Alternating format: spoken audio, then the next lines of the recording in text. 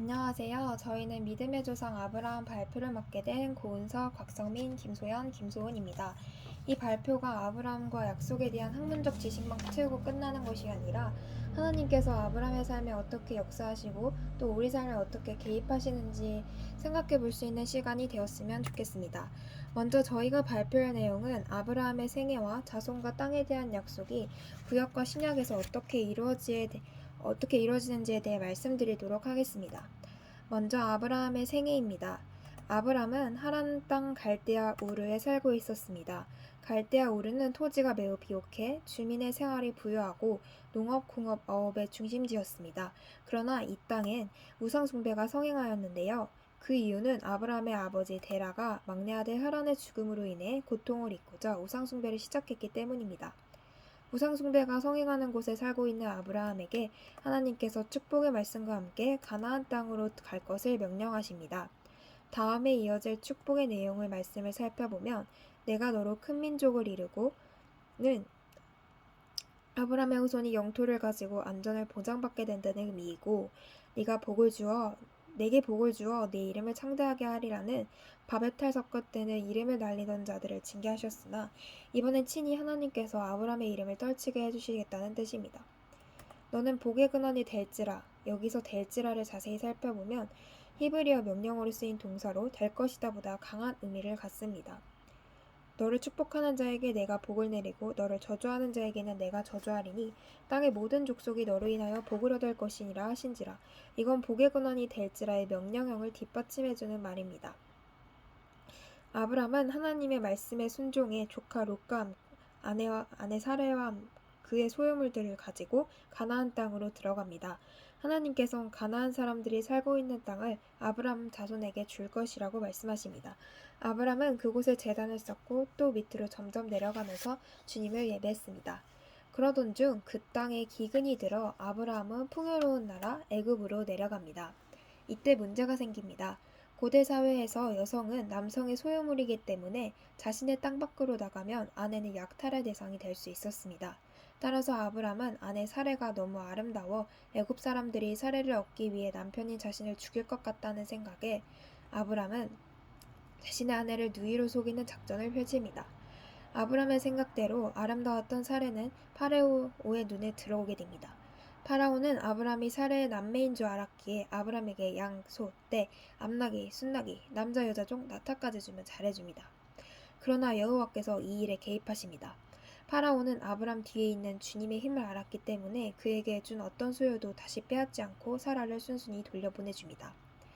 아브람은 사레와 조카 롯과 함께 애굽에서 나와 베델과 아이 사이에 터를 잡습니다. 그러나 아브람과 롯의 소유가 늘어나 같이 살기가 어려워진 둘은 갈라지기로 합니다. 아브람은 롯에게 먼저 땅 선택권을 양보합니다. 아브라함의 선택을 통해 우리는 하나님께서 은혜로 주신 것만 소유하겠다는 아브람의 믿음을 살펴볼 수 있습니다. 사랑하는 조카 롯과 헤어진 아브람은 기분이 좋지 않았습니다.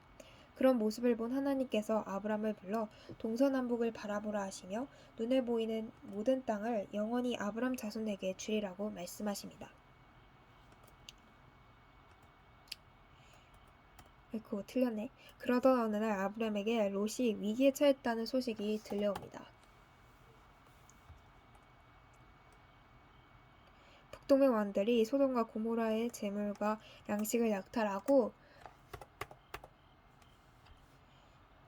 어떻게 약간 오해할 수 있으니까 어디 갔지?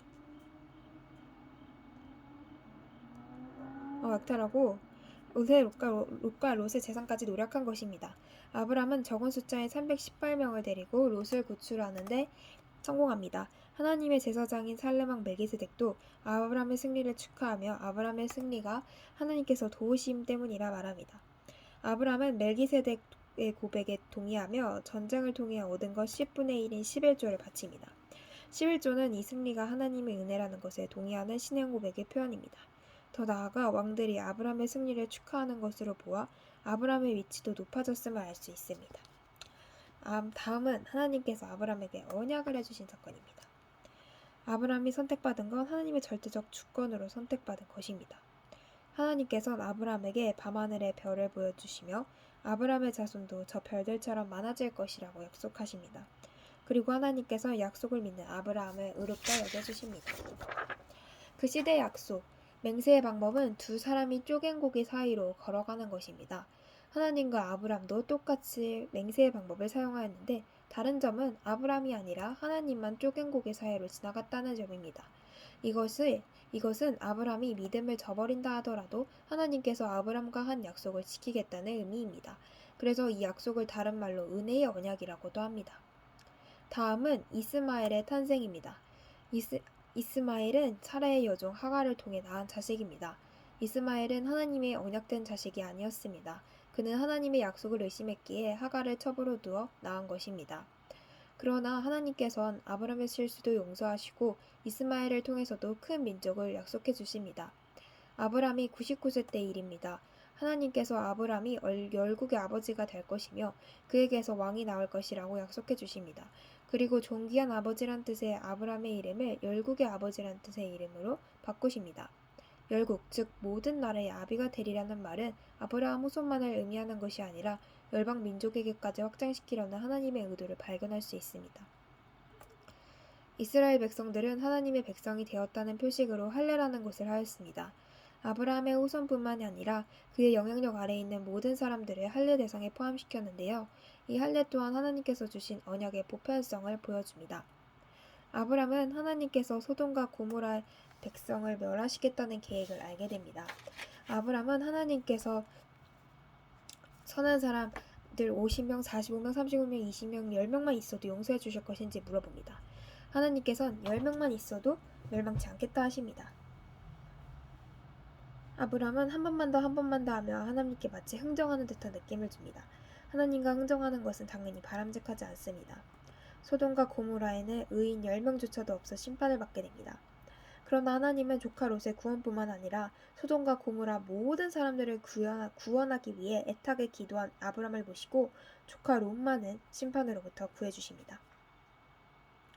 아브람이 과거 애굽에서 자신의 아내를 누이라 속인 사건 기억하십니까?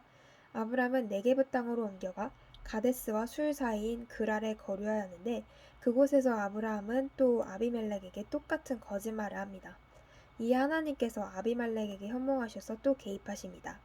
하나님께서 아비멜렉의 꿈에 나타나셔서 네가 데려간 이 여인으로 말미암아 네가 죽으리니 그는 남편이 있는 여자임이라 라고 말씀하십니다. 그러자 아비멜렉이 주여 주께서 의로운 백성도 멸하실나이까 하고 묻습니다. 이 질문은 아브람의 소돔과 고모라의 강구를 떠올리게 합니다.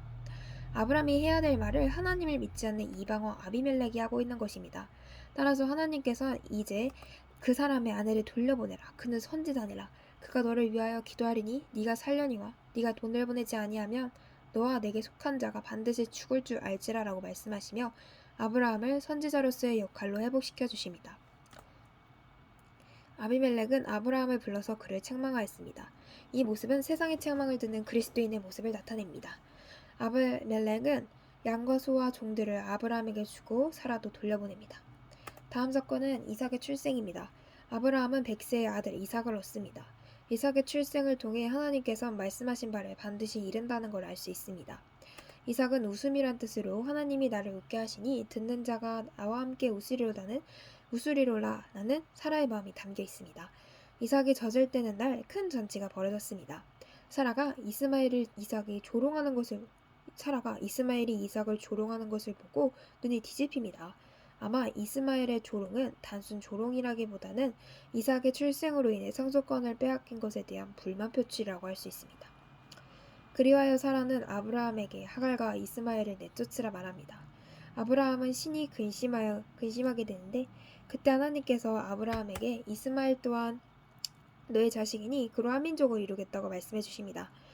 아브라함은 하나님의 말씀을 믿고 하갈과 이스마엘을 떠나가게 하였습니다.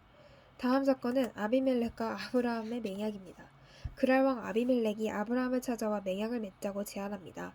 아비멜렉은 과거 아브라함이 사라를 누이라 속인 사건을 언급하며 훗날 자신의 왕조가 연약해졌을 때 아브라함이 친일을 베풀어주고 다신 거짓말하지 않기를 하나님을 가리켜 맹세하라고 요구합니다. 왜 아비멜렉은 아브라함과 맹약을 맺으려고 한 것일까요? 첫 번째, 아브라함은 큰 부자로 성읍만 차지하면 국가를 건설할 수 있었다고 생각하기 때문입니다. 두 번째, 현몽을 통해 아브라함이 선지자라는 걸 알았기 때문입니다. 세 번째, 아브라함은 높은 도덕과 겸손과 온전한 정신을 가진 인물이었기 때문입니다. 그러나 무엇보다도 아브라함이 하나님과 동행하는 특별한 은총 아래 있는 사람이었기 때문입니다. 아브라함은 아비멜렉에게 양과 소를 주고 그가 원하는 대로 맹세를 해주었습니다. 더불어 아브라함은 그의 자손들이 판 우물을 아비멜렉의 부하들이 와서 폭력으로 빼앗아가는 일도 바로잡았습니다. 두 사람은 맹세의 우물이라는 뜻으로 그곳의 이름을 브에제브라고 지었습니다. 다음은 아브라함의 최대 위기이자 믿음이 드러난 사건입니다.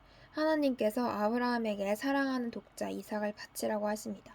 그러나 이 시험은 이성적으로 이해되지 않을 수 있습니다. 인신공양은 하나님께서도 금하시는 일이셨고 하나님께서 이삭을 통해 자손의 약속을 이루시겠다는 약속도 있었기 때문입니다. 바로 이 점, 이삭은 언약의 사람이라는 것, 즉 이삭을 통해 자손의 약속을 이루시겠다는 굳건한 믿음이 아브라함에게 있었기 때문에 아브라함은 믿음으로 그 이튿날 아침 일찍 일어나서 제사했을 아들 이삭과 함께 100km가 넘는 모리아산으로 떠납니다. 이를 통해 훌륭한 하나님의 종들은 아브라함처럼 큰 시험을 받아야 함을 알 수 있습니다. 그럼 성경에서 말하는 시험에 대해 잠깐 알아보고 갈까요? 시험은 야고보서 1장 12절부터 14절에 잘 나와 있습니다. 시험의 종류는 두 가지로 첫 번째 종류는 육신의 정욕, 이생의 자랑으로 오는 시험이 있고 두 번째 종류로는 연단의 시험으로 하나님께서 믿음 상태를 점검해 보기 위해 주는 시험입니다. 아브라함은 이 시험을 어떻게 이겼을까요? 아브라함은 하나님을 아는 지식이 풍성했고 즉각적으로 순종했다는 것, 하나님을 향한 확고한 믿음을 통해 승리할 수 있었습니다. 하나님께선 아브라함의 마음의 중심을 보시고 그 아이에게 손을 대지 말라. 네가 네 아들 독자라도 내게 아끼지 아니하였으니 내가 이제야 네가 하나님을 경외하는 줄을 아노라 라고 말씀하십니다. 여기서 경외란 주님의 권위 앞에 조심스럽게 복종한다는 의미입니다. 하나님께서 아브라함을 시험하신 이유도 바로 아브라함이 주님을 경외하는지 확인하기 위해서였죠. 하나님께서는 아브라함의 믿음을 확인하시고 이삭 대신 순양을 준비하십니다. 아브라함은 여호와께서 준비하셨다는 뜻으로 그 땅 이름을 여호와 이레라고 지읍니다. 여호와 이레란 여호와의 산에서 준비되었다는 뜻으로 원뜻은 보게 되다인데 장차 이곳에서 하나님의 성전이 세워지며 여기서 이스라엘의 경배를 받고 성전 가운데서 하나님의 뜻을 보여주시겠다는 의미입니다. 다음은 사라의 죽음입니다. 사라는 127년 동안 살다가 막벨라 굴에 묻힙니다. 막벨라 굴 구입 과정은 이스라엘 백성들에게 가나안이 하나님의 언약대로 그들의 조상들이 살고 죽고 매장된 약속의 땅임을 알게 해주기 위함이었습니다. 아브라함은 가나안 땅 전체를 약속받았으나 사실 그가 실제로 누린 땅은 아주 미미한 분량의 묘지와 주변 들이었습니다. 이것은 하나님께서